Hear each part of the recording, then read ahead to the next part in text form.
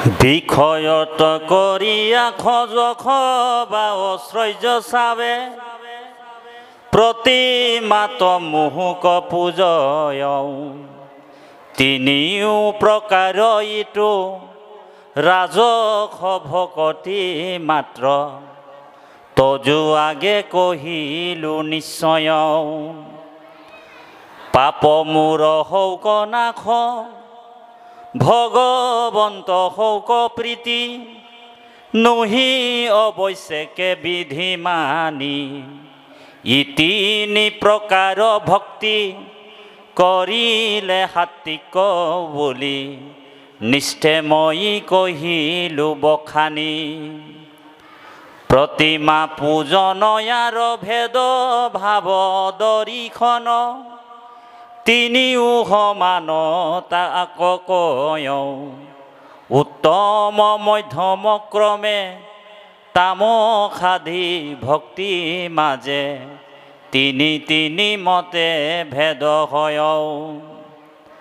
একোবিধ নৱ নৱ প্ৰকাৰে হৈ আছে ভেদ তাক বুজিবা দিয়া মতি সগুণ ভকতি এহি একাদিশ আশী বিধ আবে কহু নিৰ্গুণ ভকতি। কৃষ্ণ ৰাজসিক ভক্তিৰ কথা কৈছে বিষয়ত কৰিয়াস যশ বা ঐশ্বৰ্য চাৱে প্ৰতিমাত মোহক পূজয়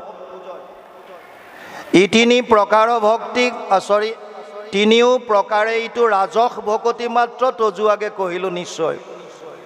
ৰাজস ভকতি প্ৰথমতে বুজি লওক ৰাজস ৰজোগুণটো কেনেকুৱা ৰজোগুণটো কেনেকুৱা যেতিয়া মানুহৰ সত্ত্বগুণ হৈছে তত্ৰ সত্ত্বম নিৰ্মলত্বাৎ প্ৰকাশকম অনাময়ম সুখ সংগেন বদনাতি জ্ঞান সংগেন চানঘ 14 অধ্যায় 6 নম্বৰ শ্লোকত কৈছে সাত্বিক গুণটো নিৰ্মল প্ৰকাশময় ই সুখৰ লগত আৰু জ্ঞানৰ লগত আত্মাক বান্ধে।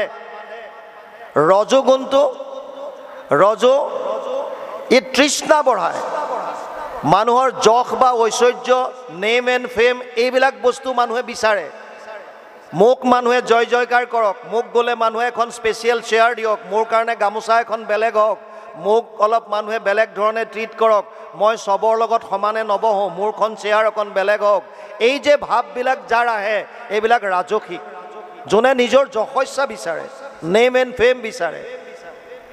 গতিকে ৰজোগুণটোৱে যাক জমকতাত তৃষ্ণা বৃদ্ধি হয় আৰু লাগে ভোগবাদৰ প্ৰতি আকৃষ্ট হয় এয়া ৰজোগুণৰ প্ৰভাৱ।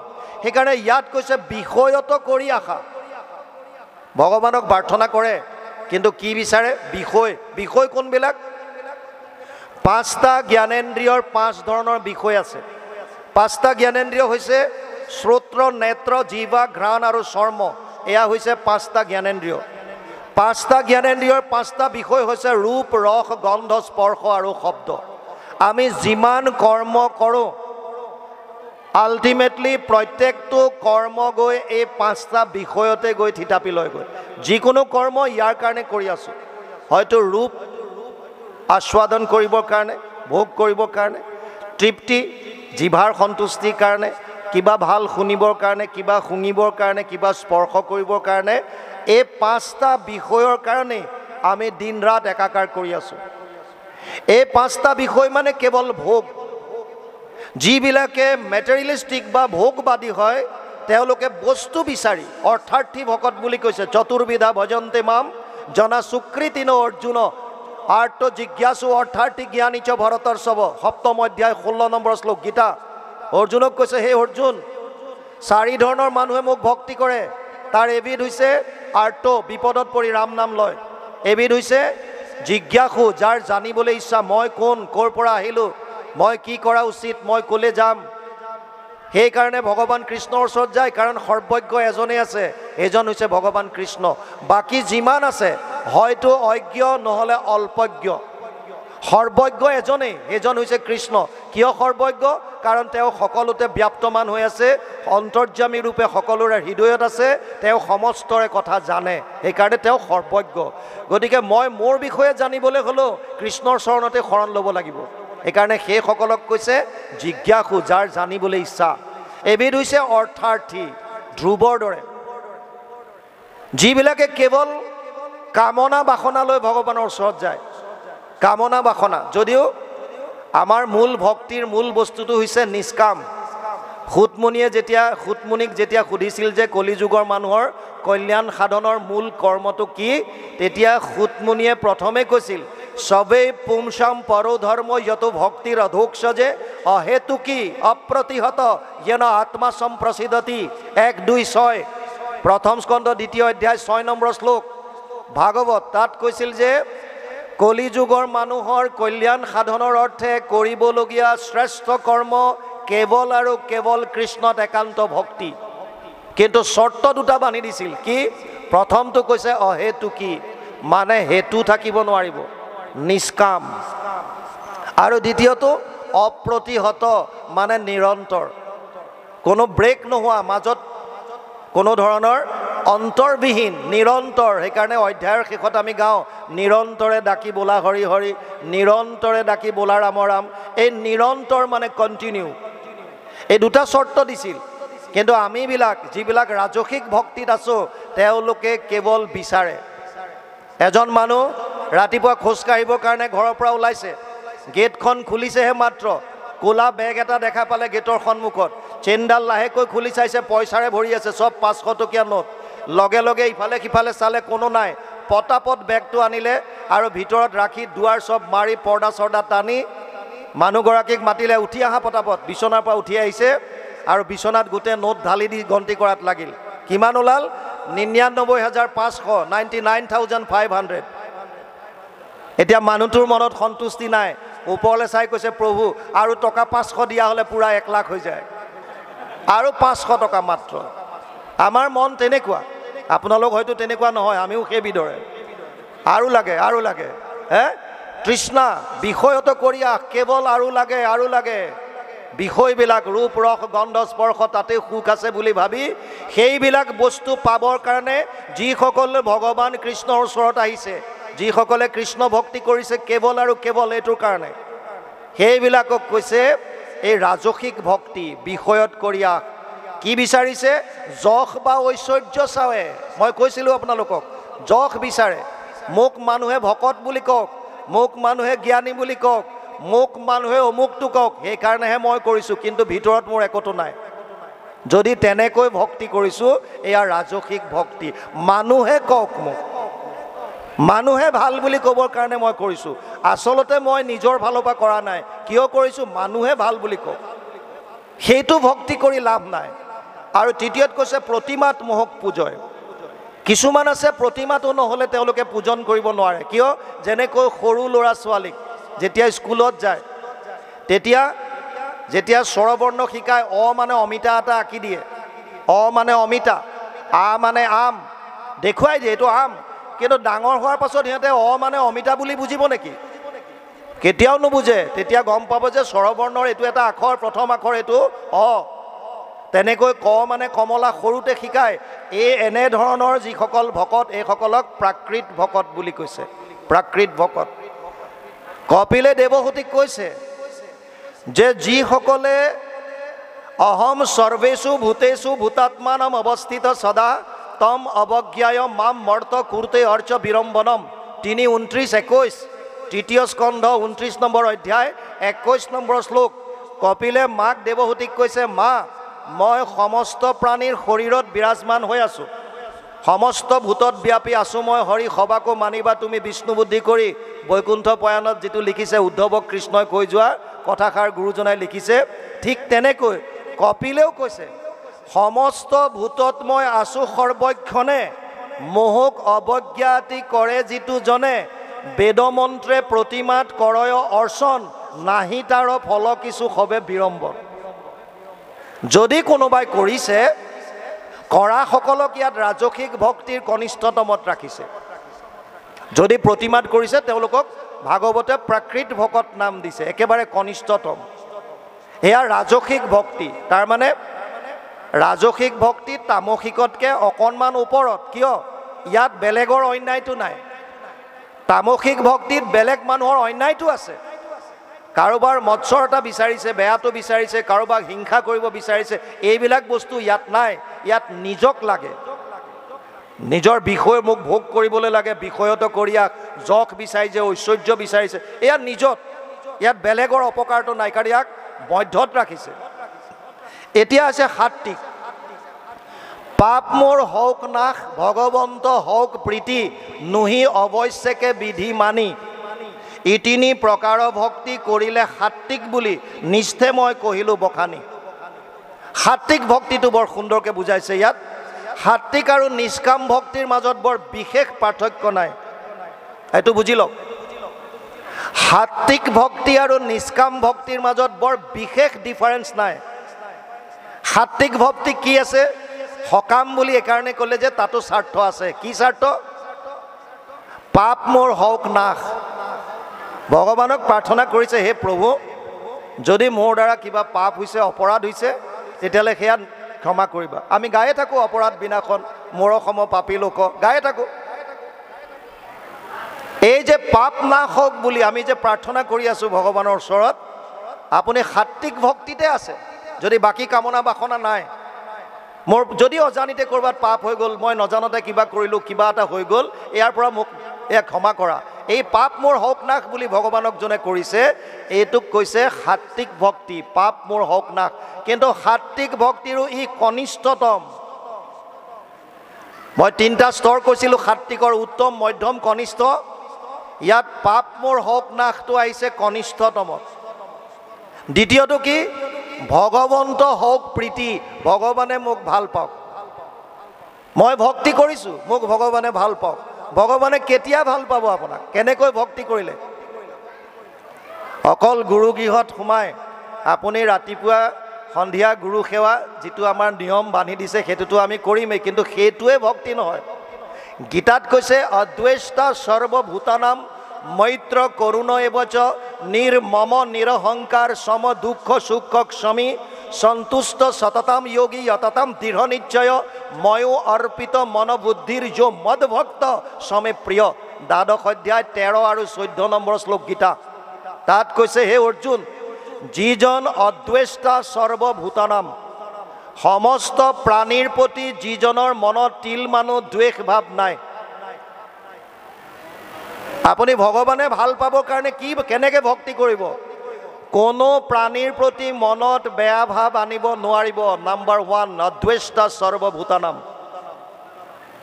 মাজতে 3টা বগীত ভেকুলী ছাপ্লাই দিছিল চাইনালৈ। 2টা বগী পুৰা একদম ফুল বন্ধ, এটা খোলা। আগতে য'ত কয়লা চয়লা পঠায়, কাঠৰ লক্সবিলাক পঠায় যে, অ'পেন বগী থাকে নহয় এই গুডছ ট্ৰেইনবিলাকত, মালগাড়ীবিলাকত, তেনেকুৱা এটাত ভেকুলী এটা পুৰা এটা বগী ফুল কৰি পঠিয়াইছে আৰু 2টা পুৰা বন্ধ। কেইটামান ষ্টেচন যোৱাৰ পাছত ৰেলৱে ইনস্পেক্টৰ এজনে চালে আৰু চেক কৰি পালে যে 2টা বাৰু বন্ধ বগীত পঠিয়াইছে, ঠিক আছে, ইয়াতো চাইনা গুচি যাব। কিন্তু এই যে খোলা বগীত যে পঠালে, ইয়াৰ ভেকুলীবিলাক দেখোন চব জঁপিয়াই জঁপিয়াই ওলাই চব গুচি যাব, এটাও চাইনা নাপায়। এইকাৰণে লগে লগে ফোন কৰিলে, আপোনালোক ইমান কেয়াৰলেছ, এনেকৈ কিয় পঠাইছে? আৰু উত্তৰ আহিল যে চিন্তা কৰিবলগীয়া একো নাই। বোলে কিয়? এয়া যিখিনি ভেকুলী আমি অ'পেন বগীত পঠাইছোঁ, এয়া চব অসমৰ ভেকুলী। তেতিয়া ইনস্পেক্টৰজনে সুধিলে, অসমৰ ভেকুলীৰ বিশেষত্ব কি? কৈছে, এটা যদি অকণমান ওপৰলৈ উঠিব বিচাৰে, 2টাই ভৰিত ধৰি তললৈ। আমাৰো একে গতি। আপোনাৰ গাঁৱত যদি কোনোবা এগৰাকীয়ে দিহানাম ভালকৈ গাব পাৰিছে, কোনোবাই যদি বিহুৱা দল এটা উলিয়াইছে, কোনোবাই যদি ফুটবলত ভাল টীম এটা উলিয়াই খেলিবলৈ গৈছে, কেনেকৈ পিছফালৰ পৰা তাক টানো, কেনেকৈ অপমান কৰোঁ, কেনেকৈ তেওঁক দমাই ৰাখিব পাৰোঁ, এইবিলাক হৈছে আমাৰ মনৰ ভাৱ। আৰু তাৰ পাছতো যদি কওঁ যে আমি ভকত, তেতিয়াহ'লে লাভ নাই।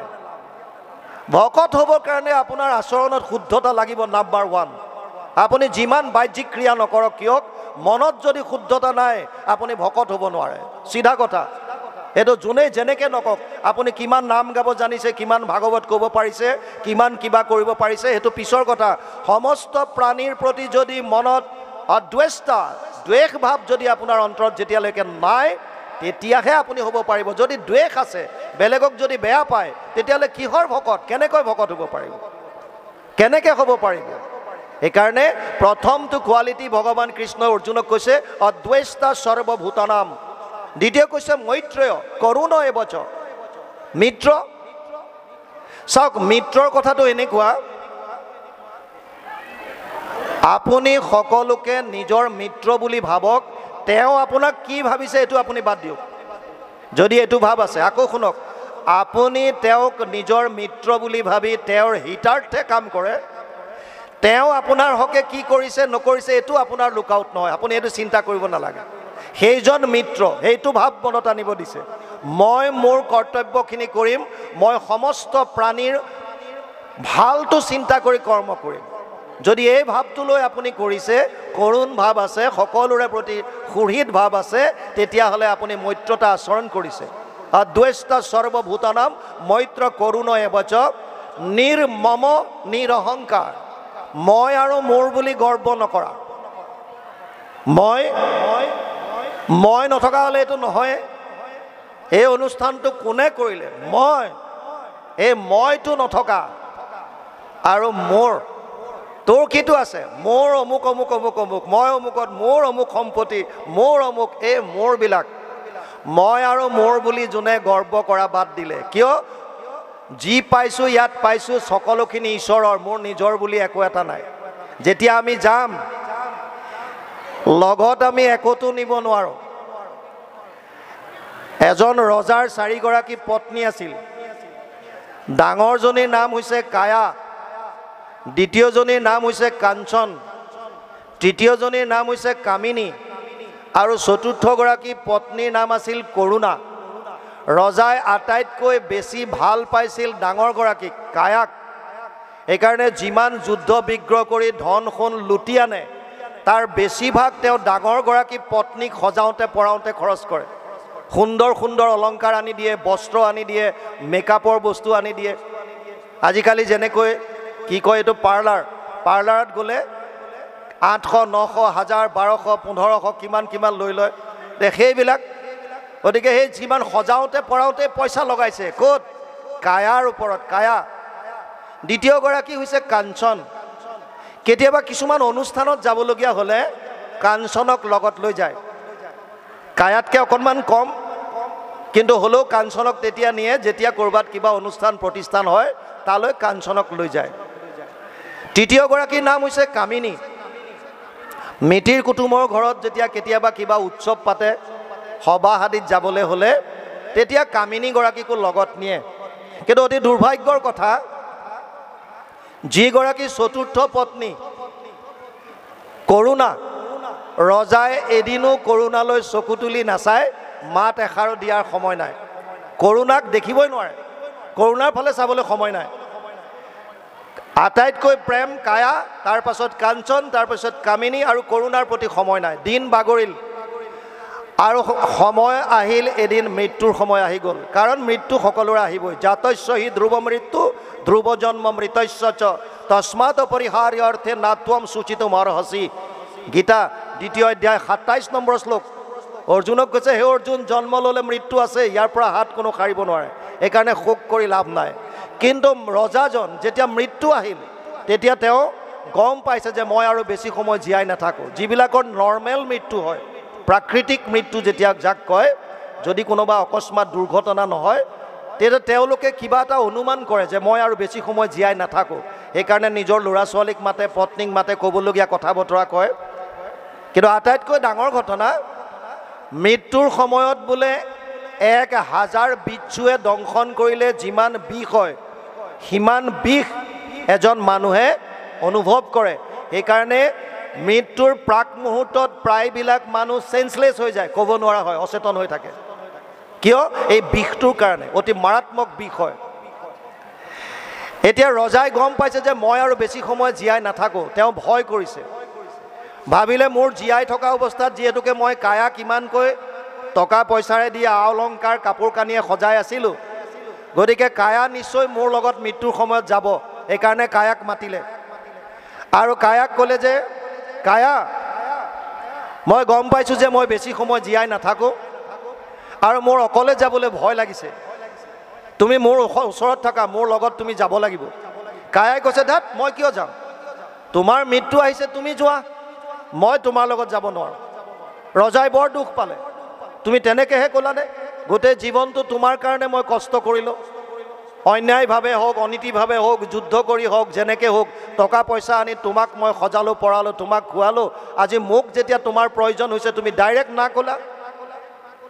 ভাবিলে কাঞ্চন যাব নেকি, কাঞ্চনক মাতিলে, হেৰা কাঞ্চন, শুনিছা বাইদেউৰ কথা, ইমানকৈ তোমালোকতকৈ বেছি মৰম কৰিছিলোঁ আৰু আজি মোক একে আশাৰে কৈ দিলে যে মই তোমাৰ লগত নাযাওঁ। কাঞ্চন তুমিতো মোৰ লগত যাবা? কাঞ্চনে ক'লে মহাৰাজ মইতো নাযাওঁৱেই, মই আপোনাৰ মৃত্যুলৈ মাত্ৰ বাট চাই আছোঁ। আপোনাৰ মৃত্যু হোৱাৰ লগে লগে মই বেলেগলৈ পলাই গুচি যাম। মই কেৱল আপোনাৰ মৃত্যুলৈ বাট চাই আছোঁ। যিদিনাই মৃত্যু হ'ব, যেতিয়াই মৃত্যু হ'ব, মই আপোনাক তৎক্ষণাত বাদ দি বেলেগলৈ পলাই যাম। ৰজাই আৰু দুখ পালে। ৰজাই তৃতীয়গৰাকী পত্নীক মাতিলে, কামিনী। কামিনী আহিল। কামিনীক ক'লে, শুনিছানে, তুমি মোৰ লগত যাবা? দুজনী বাইদেউৰাইতো মানা কৰি দিলে। কামিনীয়ে ক'লে, হয় মহাৰাজ, মই আপোনাৰ লগত যাম, কিন্তু শ্মশানলৈকে। মানে আপোনাক ইফালে চিতাত উঠাব, ময়ো ঘৰলৈ গুচি আহিম। বোলে এইটো কি যোৱা হ'ল? কৈছে তাতকৈ বিশেষ মই কৰিব নোৱাৰিম। এতিয়া চতুৰ্থগৰাকীক কেনেকৈ সোধে? কাৰণ জীয়াই থাকোঁতে কোনোদিন চতুৰ্থগৰাকীক মাত এষাৰ দি নাপালে। চতুৰ্থগৰাকী পত্নী কৰুণা নিজে নিজে আগবাঢ়ি আহিছে আৰু আহি পেলাই মহাৰাজক ক'লে, স্বামী, হে মহাৰাজ, মোক এবাৰ সুধি চোৱা, কিজানি মই তোমাৰ লগত যাবলৈ সাজু হওঁ বা। ৰজাই ক'লে, কেনেকৈ সুধিম? জীয়াই থাকোঁতে তোমাক মই মাত এষাৰ দি নাপালোঁ, তোমাৰ ফালে চাই নাপালোঁ, তোমাৰ নাম লৈ নাপালোঁ, আৰু এতিয়া মই কেনেকৈ ক'ম তোমাক? কৰুণাই ক'লে, ক'ব নালাগে, কিন্তু তুমি মোক মৰম কৰা নকৰা পিছৰ কথা, মই কিন্তু তোমাক লগ এৰা নিদিওঁ, মই তোমাৰ লগত যাম। কোন এই কায়া, কোন এই কাঞ্চন, কোন এই কামিনী, কোন এই কৰুণা? কায়া হৈছে আমাৰ শৰীৰটো। আমি এই শৰীৰটোক সজাবৰ পৰাবৰ কাৰণেই আশা পাশা সতেৰ বদ্ধ কামক্ৰোধ পৰায়ণ ইহন্তে কাম ভোগাৰ্থম অন্যায়েন অৰ্থ সঞ্চয়ান। ষষ্ঠাদশ অধ্যায় 12 নম্বৰ শ্লোক গীতা। অৰ্জুনক কৈছে, হে অৰ্জুন, আশাৰ পাশত বন্দী হৈ মানুহে দুৰ্নীতিৰ দ্বাৰা টকা সংগ্ৰহ কৰে। কিহৰ কাৰণে? এই শৰীৰটোক আৰাম দিবৰ কাৰণে। কিন্তু মৃত্যুৰ সময়ত এই শৰীৰ ইয়াতেই পৰি থাকিব, বিষ্ঠা পলু চাই ইয়াৰ শেষ অৱস্থা 3টা। গতিকে কায়া হৈছে আমাৰ শৰীৰটো। কাঞ্চন, কাঞ্চনৰ অৰ্থ হৈছে সোণ। আগতে ধন টকা পইচা সুবৰ্ণৰ আছিল। কাঞ্চন শব্দটোক ধন টকা পইচা সম্পত্তিৰ লগত তুলনা কৰিছে। আমাৰ নামত, আপোনালোকৰ নামত যিমান ধন টকা পইচা বেংক বেলেঞ্চ সম্পত্তি আছে, আপোনাৰ মৃত্যুৰ লগে লগেই সেইটো আপোনাৰ নমিনীলে, উত্তৰাধিকাৰীলৈ ট্ৰেন্সফাৰ হৈ যাব। তাৰমানে আপোনাৰ নামত একো নাথাকে। এইটো হৈছে বেলেগলৈ পলাই যোৱা, মৰিবলৈ বাট চাই থকা। কাৰণ আপুনি যোৱাৰ লগে লগে আপোনাৰ নামত থকা ধন টকা পইচা সম্পত্তি হয়তো আপোনাৰ পত্নী, আপোনাৰ স্বামী, আপোনাৰ সন্তান, তেওঁলোকলৈ ট্ৰেন্সফাৰ হৈ গুচি যাব। সেইকাৰণে কাঞ্চনে কৈছে, মই কেৱল আপোনাৰ মৃত্যুলৈ চাই আছোঁ, মৃত্যু হোৱাৰ লগে লগে বেলেগলৈ পলাই গুচি যাম। তৃতীয় হৈছে কামিনী। কামিনী হৈছে মিতিৰ কুটুম। আমাৰ গাঁৱৰ মানুহ, মিতিৰ কুটুম গাঁৱৰ মানুহবিলাকে এজনৰ মৃত্যু হ'লে শ্মশানলৈকে যায় আৰু খুচি কাটি ডেড বডিটো তেওঁলোকে জ্বলাই দাহন কৰে, আলোচনা কৰে। বেচেৰাটো বৰ ভাল আছিল, বিপদে আপদে সহায় কৰিছিল, বৰ দুখ লাগিছে সি যোৱাৰ কাৰণে, বিৰাট কষ্ট পাইছোঁ। কিন্তু ঘৰলৈ আহি পত্নীক ক'ব, হেৰা শুনিছা, ৰাতিপুৱাৰ পৰা চাহ একাপ খাবলৈ পোৱা নাই, অকণমান ভালকৈ চাহ একাপ বনাই দিয়া। সেইটো চেছ, তাতে দুখ, তাতে চেছ। এয়া হৈছে কামিনী। আৰু কৰুণা, যাক আমাৰ জীৱন্ত অৱস্থাত চাবৰ কাৰণে সময় নাই, মাত এষাৰ দিবলৈ সময় নাই। এই কৰুণা হৈছে ভগৱান পৰমাত্মা, যি আত্মাৰ লগত যায়। আপুনি যলৈকে যাওক, আপুনি যিয়েই শৰীৰ ধাৰণ কৰক, আপোনাৰ লগে লগে ফুৰিব এজনেই। দ্বা সুপৰ্ণা সয়োজা সখায়া সমানম বৃক্ষম পৰিচজৱাজতে তয়োৰণ্যম পিপলাদ স্বাদস্তি স্নানম অন্য অভিষাক্ষিতি। শ্বেত চতুৰ উপনিষদ 4ৰ্থ অধ্যায় 6 নম্বৰ শ্লোক। তাত কৈছে, এক বৃক্ষে দুই পক্ষী ৰূপে দুইকো সম দেখি দুইৰো দুই সখা নিৰন্তৰ। এক বৃক্ষে ফল খায় তবুনিতে শুকাই যায়, নাখায় যিটো সুতু গুণে বৰ। সেহি তুমি পৰমাত্মা সংসাৰ বৃক্ষত আছা, কৰ্মফল নকৰা ভোজন। জীৱাত্মাও আছে তাতে, মায়া অহংকাৰ মতে কৰ্মফল ভুঞ্জে সৰ্বক্ষণ। গতিকে যাব আমাৰ লগত কেৱল আৰু কেৱল পৰমাত্মা ভগৱান। যিজন ভগৱানে আপোনাক কোনোদিন নেৰে, সেইজন ভগৱানক দিবলৈ আপোনাৰ মোৰ হাতত সময় নাই। এই মই বৰ ব্যস্ত আছোঁ, মোৰ সময় নাই, সময় নাই। কিয়? ভগৱানক দিবলৈ সময় নাই, কিন্তু সেইজনেহে আপোনাৰ লগত যাব, সেইজনেহে যাব। সেইকাৰণে ভগৱানৰ প্ৰীতি সাধনৰ কাৰণে গীতাত কৈছে অদ্বেষ্টা সৰ্বভূতানাম মৈত্ৰ কৰুণায় বচ নিৰ্মম নিৰহংকাৰ। এইবিলাকক অহংকাৰ কৰি লাভ নাই, সময়ত আপোনাক কোনেও লগ নিদিয়ে। সম দুঃখ সুখ ক্ষমী। যিজন মানুহে সুখ আৰু দুখত সম হৈ থাকে, সুখ আহিলেও কোনো কথা নাই, ঈশ্বৰে দিছে একো নাই, দুখ আহিলেও কোনো কথা নাই, ঈশ্বৰে দিছে একো নাই। যদি সেইটো মনোবৃত্তি ল'ব পাৰোঁ, তেতিয়াহ'লে সেইজন ভগৱানৰ প্ৰিয় হয় বুলি কৈছে। আৰু কোনজন? ক্ষমাবান, যোনে ক্ষমা কৰি দিছে। আপুনি যদি কাৰোবাৰ ওচৰত ভুল কৰিছে, নিজে গৈ পেলাই ক্ষমা খোজক। যদি কাৰোবাক ক্ষমা কৰিবলগীয়া আছে, তেতিয়াহ'লে ক্ষমা কৰি দিয়ক। মনত কাৰো প্ৰতি দ্বেষ ভাগ পুহি নাৰাখিব। আৰু কোনজনক ভগৱানে ভাল পায়? সন্তুষ্ট সততাম যোগী যততাম দৃঢ় নিশ্চয়। যিজনে যিটো পোৱা তাতে হৈ বা সন্তোষিত মন, এতেক প্ৰকাৰে তুষ্ট হন্ত নাৰায়ণ। যিটো পাইছে তাতে সন্তুষ্ট থাকে, যিটো পায় তাতে সন্তুষ্ট থকাটো, সেইজনক ভগৱানে ভাল পায়। গতিকে ইয়াত কৈছে পাপ মোৰ হওক নাশ, সাত্বিক ভক্তিৰ কনিষ্ঠ, ভগৱন্ত হওক প্ৰীতি মধ্যত। আৰু সাত্বিক ভক্তিৰ উত্তমটো কোন? নুহি অৱশ্যকে বিধি মানি। বিধি মানে কৰিবলগীয়াটো।